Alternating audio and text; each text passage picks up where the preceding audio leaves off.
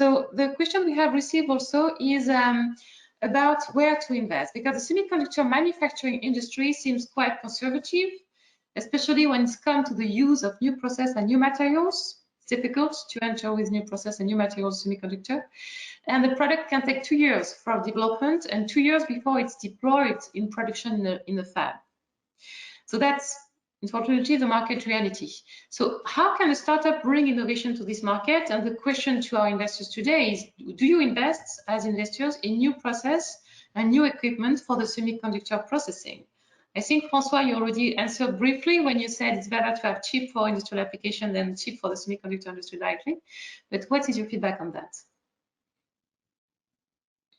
Yeah, I mean, got a few, and we've done quite a bit of due diligence, so it's not like we're not interested. For we've always, again, that the ecosystem is really difficult and dominated by a few players, and they don't have time. It's like lithium, if you want. It's like batteries. It's great to have new battery projects.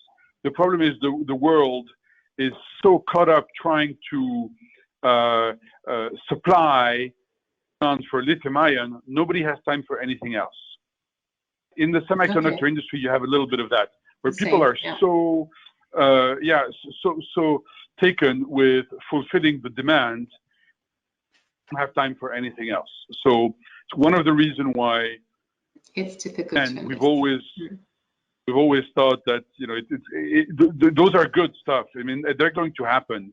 It's just as a venture investor, as an early stage venture investor, needs to happen in the next 24 months for it to be able to raise the subsequent round of funding.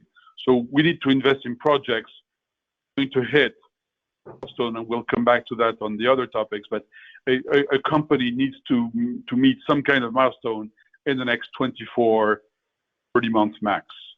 Okay. Do you agree on that, Christian? Yeah, that's those value inflection points that allow us to have our companies raise their follow-on rounds are indeed spaced out every 2 years and max 2.5 years. And you need to show something at least tangible from step to step. And I mean, I have invested in semiconductor capital equipment, and I know exactly where this question is coming from. It is extremely hard, and I've won reasonably successful investment in the space, and one was a write-off done at the wrong time.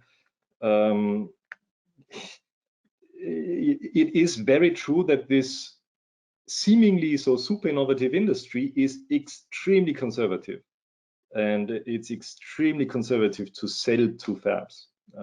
That I am afraid is a true statement.